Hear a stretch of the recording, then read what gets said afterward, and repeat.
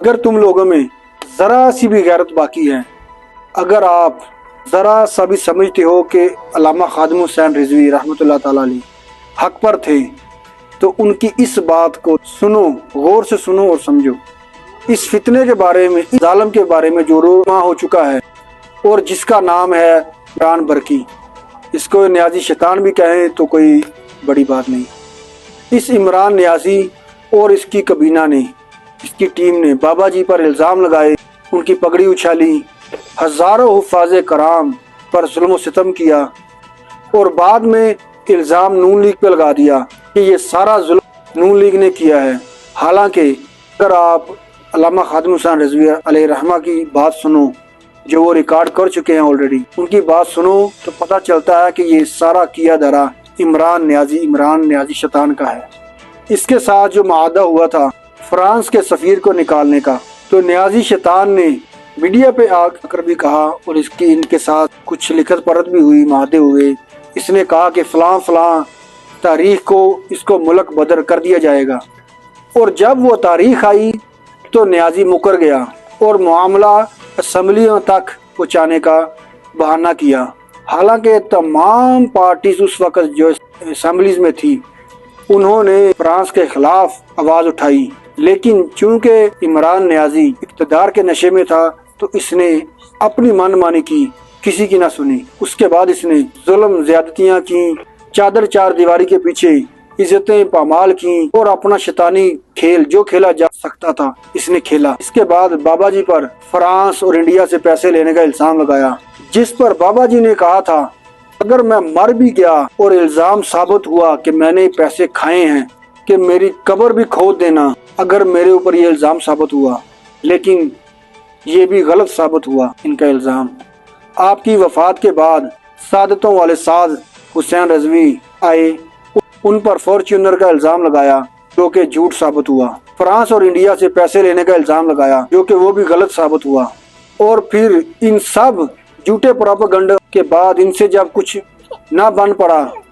تو پھر گھٹیا ترین الزام یہ لگایا کہ بابا جی کا داماد فرانس کا سفیر تعینات ہو گیا ہے۔ بے شرم، بے بنیاد اور غلط ثابت ہوا۔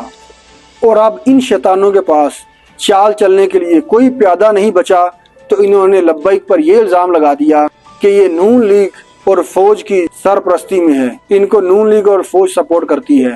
اور مزے کی بات یہ ہے کہ یوتھیے کہتے ہیں کہ لبیک نون لیگ کی بی ٹیم ہے، اور نون والے کہتے ہیں کہ لبیک والے یوتھیوں کی بی ٹیم ہے، اور یہ بھی بے بنیاد اور جھوٹا الزام اور غلط ثابت ہوا۔ اور کوئی مائی کا لال آج تک یہ ثابت ہی نہ کر سکا والے نون کے ہیں یا یوتھیوں کے، کیونکہ یہ بے بنیاد الزام تھا اور یہ بے بنیاد ہی رہے گا۔ اور لبیک والوں کے پاس پی ٹی اے کے خلاف ان کے جو پروپیگنڈے، ان کے جو اونچے ہتھ کنڈے ہیں، مذہب کی گستاخیاں، جاہلانہ حرکات، ان کو ثابت کرنے کے لیے، ان کا مکروہ چہرہ لوگوں کے سامنے لانے کے لیے بہت سارے ثبوت اور دلائل ہیں۔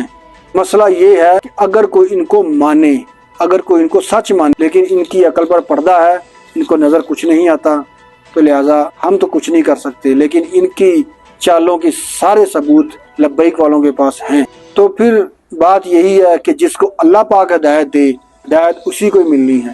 تو ان کے ابھی مقدر میں ہدایت نہیں ہے، دعا تو ہے اللہ سے، اللہ پاک ان کو ہدایت دے، ان کی عقل کے پردے کھلیں، ان کی آنکھیں کھلیں، یہ کچھ دیکھ سکیں۔ اور یاد رکھنا انشاءاللہ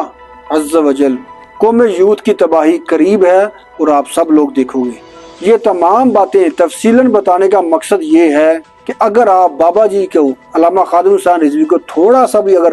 حق پر سمجھتے ہو تو ان کی پھر بات سنو، ان کی بات سنو، ان کی بات سمجھو۔ انہوں نے فرمایا تھا کہ یہ جماعت جو ہے